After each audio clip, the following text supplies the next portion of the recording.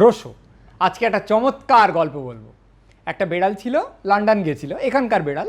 তা ফিরে আসতে এই টিভি চ্যানেলের লোকজন জিজ্ঞেস করেছে, আচ্ছা আপনি লন্ডন গিয়ে কি করলেন? তা বেড়াল একটু কায়দা করে বললো, আমি রানীর দিকে তাকিয়ে থাকলাম। ফেসবুকে একটা হই হই পড়ে গেল, রানীর দিকে তাকিয়ে থাকলাম মানে এ কী ধরনের মিসোজিনিস্ট কথা? রানী কি একটা প্রদর্শনী? তিনি কি একটা সেক্স অবজেক্ট? রানীর কি শুধু রূপ আছে আর কোনো গুণ নেই? রানীর দিকে তাকিয়ে থাকলাম, চোখ জুড়িয়ে গেল। লোকে একটা শহরে গেছে, সে একটা পাহাড়ের দিকে তাকিয়ে থাকতে পারে, একটা দোকানের দিকে তাকিয়ে থাকতে পারে, একজন রমণীর দিকে তাকিয়ে ছিল মানে এর মধ্যে তো আছে রানীর অপমান, নারীর অপমান, রাজপরিবারের অপমান। একজন আমার সুদৃতি বলুন, না রাজপরিবার বলবেন না, বলুন রানীর পরিবার। রাজপরিবার বললে তো মনে হয় রাজার পরিবার। একটা হই হই ট্রোল শুরু হয়ে গেল। বিড়াল একটু আমতা আমতা করছে, কি করবে কিছু বুঝতে পারছে না।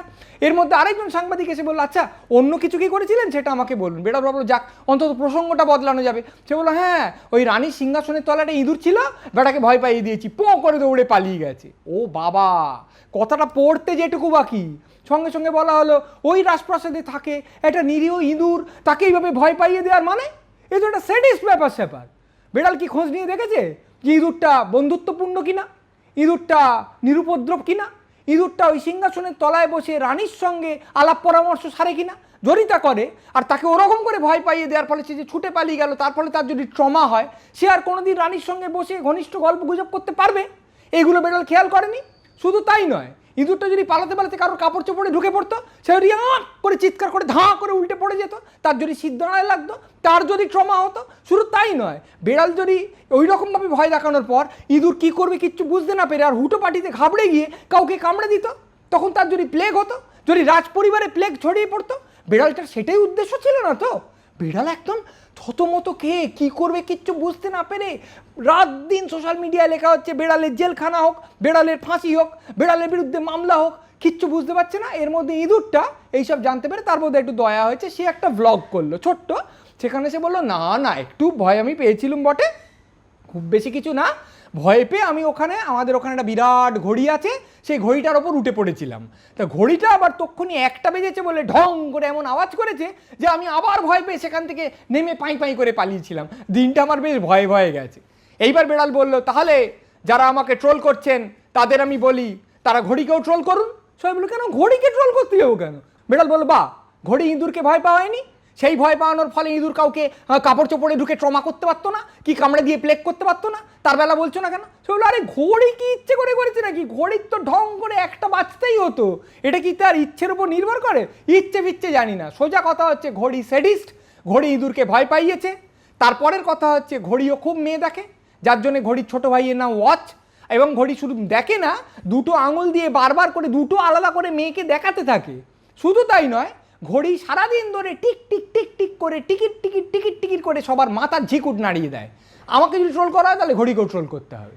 লোকে এই পাগলা দাসু টাইপ লজিক পেয়ে খুব একটু ঘাবড়ে গেল। কেউ কেউ আমতা আমতা করে ঘড়িকে একটু ট্রোল করতে থাকলো, কেউ কেউ বলতে থাকলো, দাঁড়াও দাঁড়াও, ঘড়ির সত্যি দোষ আছে কিনা দেখি। এর মধ্যে লন্ডনের বিগ বেন প্রচণ্ড খেপে গেল।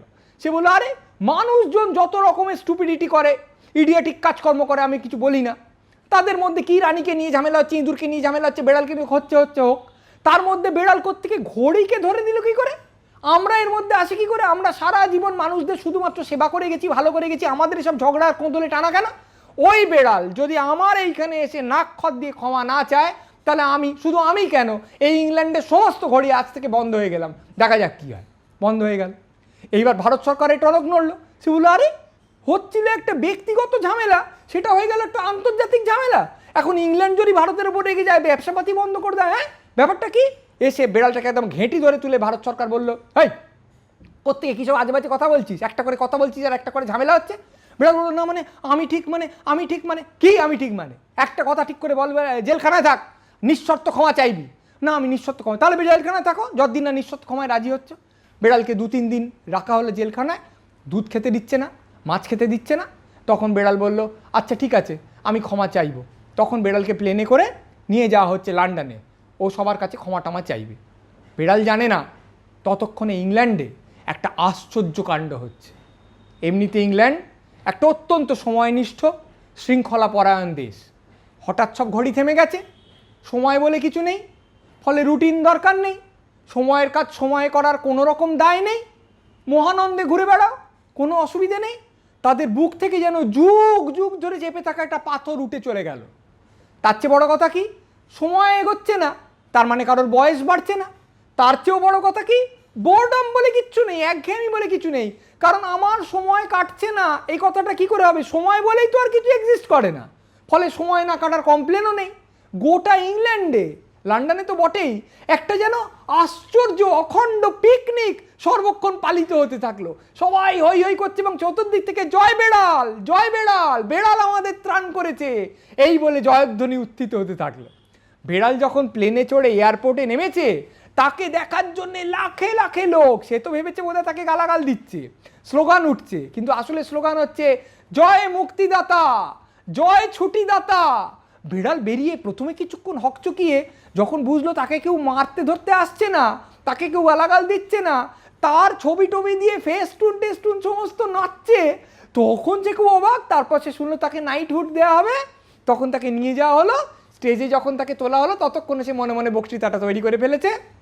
যখন তাকে নাইটহুড অর্পণ করা হলো, কাকে উৎসর্গ করবেন, কি বলবেন, সে তখন বলল, এই পুরো সম্মান আমি উৎসর্গ করছি তাদের যারা আমাকে রাত দিন নিষ্ঠুরভাবে নৃশংসভাবে ট্রোল করেছেন। কারণ তাদের উদ্দেশ্যে আমি দেখেছি, যদি একটা ছোট্ট মাংসখণ্ড বা ছোট্ট একটা হাড়ের টুকরো ছুঁড়ে দেওয়া যায়, অবধারিতভাবে তারা খেউ খেউ খেউ খেউ করে তেড়ে আসে। এই পাভলোভীয় জানোয়ারের মতন তাদের হিংস্র ব্যবহারে কোনোদিন কোনো ব্যত্যয় দেখা যায় না। আমি তাই মনে করি এই ধরনের ট্রোলগুলোকে নিজের স্বার্থে নাচিয়ে পাবলিসিটি আহরণ করে তোলা এবং শেষ অবধি একটা হয়তো বিরাট পুরস্কার অবধি পেয়ে যাওয়া খুব একটা দুষ্কর নয়। আমি এই ট্রোল বাবাজিদের বলবো, আমাকে আরও ট্রোল করে চলুন, যাতে আরও আমার খ্যাতি বাড়ে, আরও আমার প্রাপ্তি বাড়ে। ট্রোলরা তখন আর কি করে, তারা মুখ চুন করে আমাদের একজন নাইটহুড পেয়েছে, হ্যাঁ কত বড় কথা বলে বেড়ালকে মাথায় তুলে নৃত্য করতে লাগলো। সোজা কথা হলো, বেড়াল যদি বেড়ালের মতন বেড়াল হয়, তাহলে তার ম্যাও সামলানো এমনকি ট্রোলদের পক্ষেও সহজ নয়।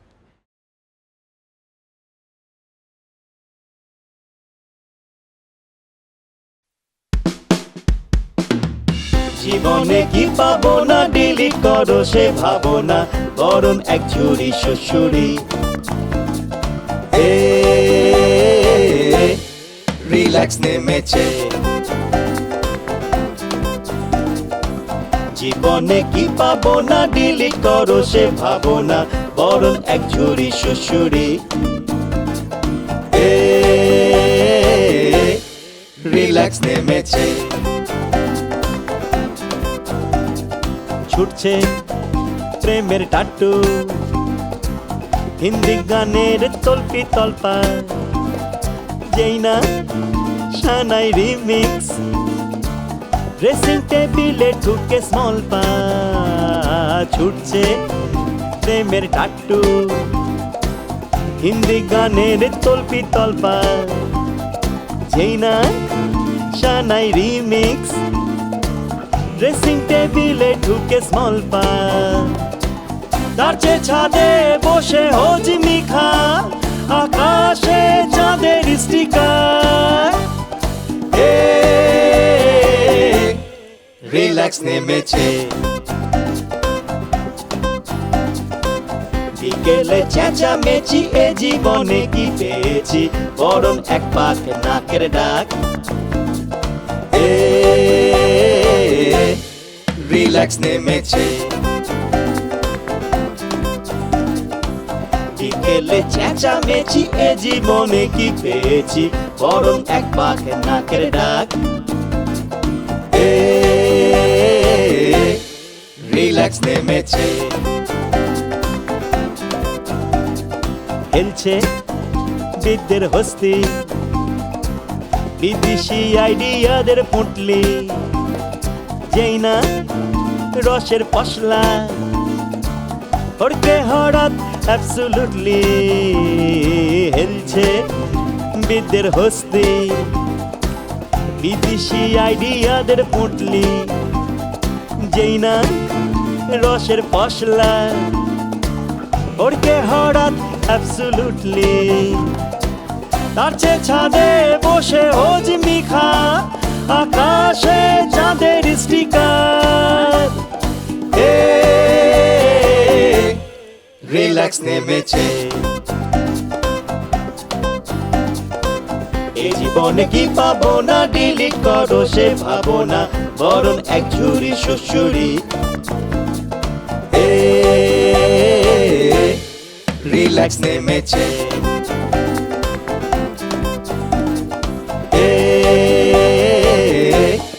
রিল্যাক্স নেমেছে